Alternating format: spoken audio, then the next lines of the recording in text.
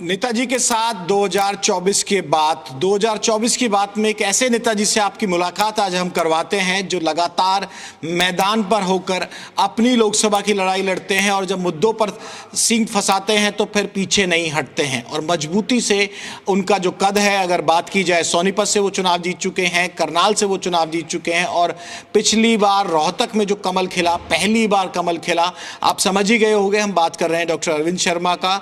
मैंने इंट्रोडक्शन दिया आपका कि जहां सिंह अड़ गए तो वहां अड़ गए। सोनीपत से आप जीत चुके हो, करनाल से आप जीत चुके हो और रोहतक में 2019 में जो जीत आपकी रही, भारतीय जनता पार्टी का खाता खोलने का काम आपने किया। 2024 में और 2019 के हालात में क्या बदलाव है और डॉक्टर अरविंद शर्मा क्या उसी जोश के साथ 2024 के लिए भी तैयार है? देखिए, सबसे पहले तो राम राम, नमस्ते।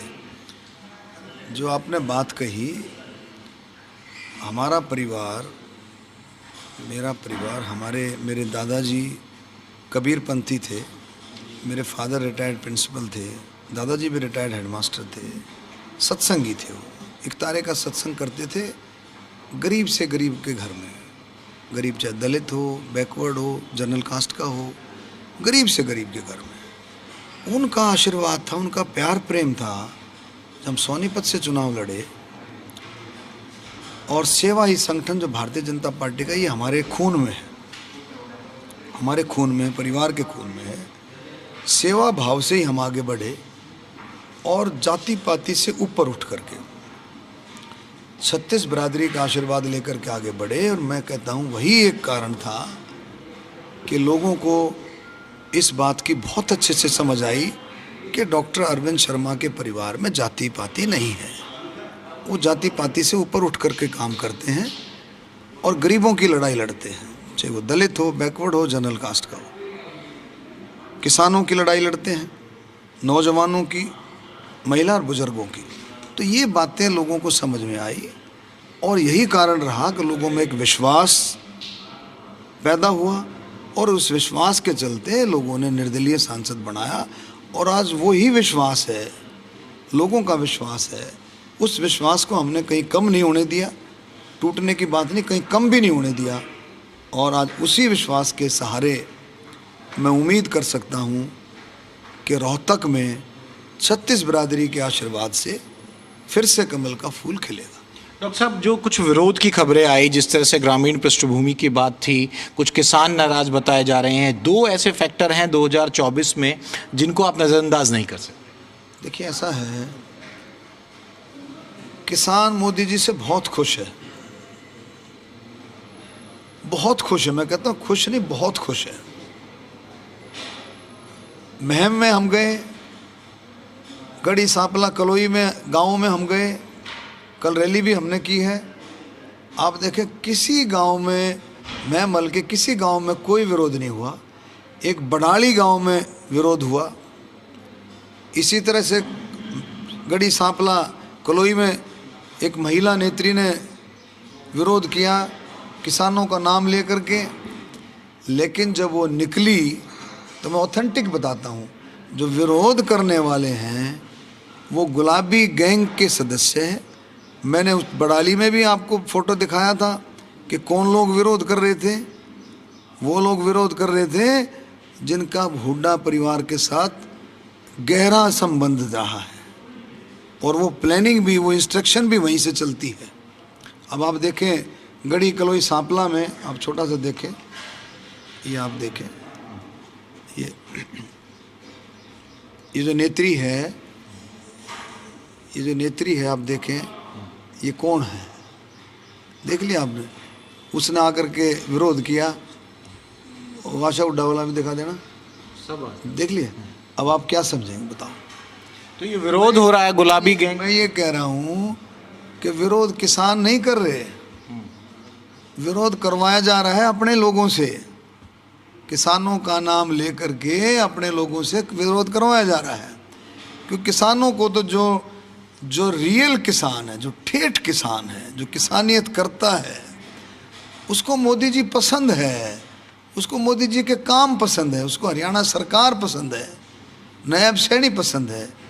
पहले खट्टर को पसंद करता था, क्योंकि 14 फसलों की एमएसपी पर खरीद, वो हरियाणा ही एक ऐसा राज्य है जहाँ सबसे पहला राज्य है जहाँ पर 14 फसलों पर MSP पर खरीद होती है। तो किसानों को इस बात की बहुत अच्छे से समझ है।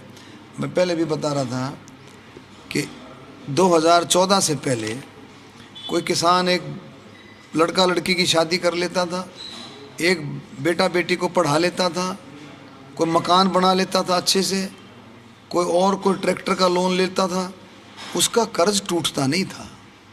आज मोदी जी की वजह से किसानों की आमदन दुगने से भी कहीं ज़्यादा है, कई फसलों की तो दुगने से भी कहीं ज़्यादा है। मुआवजा जब मिलता था 2.5 5 रुपए के चेक आते थे, आज 12,000 15,000 के भी चेक आते हैं सरकार की तरफ से। अब आप देखें, अब पिछली बार का मैं उदाहरण दूं, अब आप अंदाज़ा लगाओ 2014 में बाजरे का क्या भाव था। आप देखें बाजरे का भाव क्या था, गेहूं का भाव क्या था, सरसों का भाव क्या था। अब देखिए जो जीरी का भाव क्या था 2014 में और आज देखें। तो आप कहना चाह रहे हैं कि किसान तो खुश हैं, इन तरह के जो विरोध हैं किसानों के नाम पे प्रायोजित हो रहे हैं, ये आप कहना चाह रहे हैं? देखो, किसानों का नाम ले करके ये गुलाबी गैंग, ये कांग्रेस वाले अपने तरीके से स्पॉन्सर करके लोगों को भेजते हैं और रुके मरवाते हैं। मुकाबला कड़ा मानते हैं क्योंकि दीपेंद्र हुड्डा लगातार यहाँ से रहे हैं और हुड्डा परिवार का इसे गढ़ कहा जाता है, क्योंकि ये तो फैक्ट्स है। हिस्ट्री अगर पढ़ेंगे तो पूरी लोकसभा में कौन कब जीता उस लिहाज से कहा जाता है। हालांकि गढ़ आपने तोड़ा है और उसकी आपकी तारीफ होती है। देखिए ऐसा है, मैंने पहले भी कहा है कि रही बात मुकाबले की, मुकाबला तो मैं कभी किसी भी इलेक्शन को हल्के में नहीं लेता। मुकाबला तो कुछ जो इन निर्दलीय लड़ेगा उससे भी मुकाबला होगा। कोई और किसी पार्टी से आएगा, कोई लोकदल से आएगा, कोई JJP से आएगा, उससे भी मुकाबला होगा। मुकाबला सबसे, जितने भी चुनाव लड़ते हैं सबसे मुकाबला होगा। रही बात आपने जो सवाल पूछा गढ़ की बात, गढ़ कल भी बात हो रही थी और भी पहले, गढ़ जनता का है, गढ़ 36 बिरादरी का है। गढ़ किसी एक परिवार का गढ़ नहीं होता जो इन्होंने बना लिया था, अफवाह फैला करके, दुष्प्रचार करके, भय का वातावरण बना करके, झूठ बोल करके इन्होंने इसको गढ़ बना लिया था। गढ़ बना लिया था, गढ़ जनता का है। और जनता ने 2019 में भी दिखा दिया कि किसी एक परिवार का गढ़ नहीं होता, गढ़ होता है जनता का। जनता जिसको चाहती है, 36 जिसको बिरादरी जिसको चाहती है, उसको चुनाव जिताती है। एक आखिरी सवाल, एक मुद्दा आप लगातार जब तक टिकट बंटवारा नहीं हुआ था वो आप उठा रहे थे कि भाई कांग्रेस में तो क्या उम्मीदवारों की कमी है, राज्यसभा उनकी जाएगी लेकिन उसके बावजूद भी टिकट आई वहाँ। अब वो कितना रिलेवेंट है और किस तरह से वो आप लोगों के बीच में जा रहे हैं जब बात कर रहे हैं? देखिए ऐसा है कि मैंने ये बात रखी थी कि जब लोकसभा में 2019 में कोई चुनाव अगर हार गया, जनता का जो फैसला था उसको स्वीकार नहीं किया, क्योंकि बगैर ताकत के, बगैर पावर के रह नहीं सकते, पावर के बगैर नहीं रह सकते। पावर तो चली जाए तो ये बस तुम देख सकते हो क्या हालत होती है।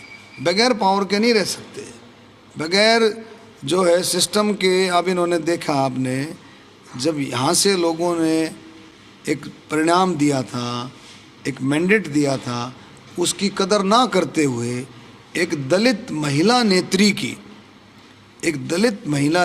इतनी सीनियर नेत्री की वो सीट हथिया ली, खोस ली।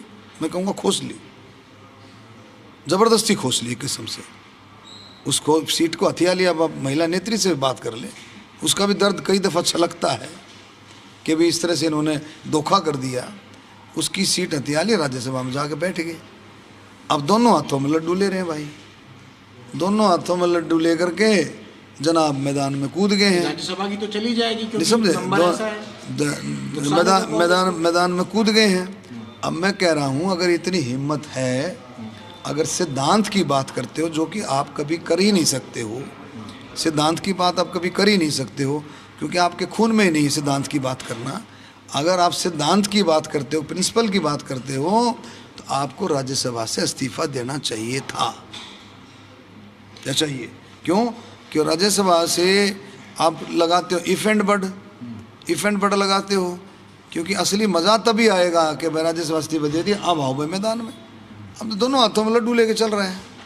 एक आखिरी सवाल मुकाबला आपकी नज़र से पूछूं, क्योंकि तमाम लोग हैं इसे टफ मुकाबला बता रहे हैं, बहुत ज़्यादा टफ है, इजी है, या आपको जीत का भरोसा है? इन चारों में से किस तरह पे अभी चुनाव खड़ा है रोहतक का? देखिए, मैंने पहले ही बताया कि कोई भी चुनाव इजी नहीं होता है, आसान नहीं होता है। चुनाव हमेशा बहुत ही सीरियस होकर के चुनाव लड़ा जाता है। हम सब सारे मोदी जी के नेतृत्व में, नायब सैनी जी के नेतृत्व में, हम सारे के सारे कार्यकर्ता हम बहुत ही गंभीर होकर के चुनाव लड़ रहे हैं। और 36 बिरादरी पर हमें पूरा विश्वास है, क्योंकि मोदी जी ने काम इतने किए हैं। मोदी जी के काम अंत्योदय आखिरी छोर तक पहुंचना, मोदी जी के इतने काम हैं। 59 करोड़ लोगों को आयुष्मान कार्ड देना कोई छोटी बात नहीं है।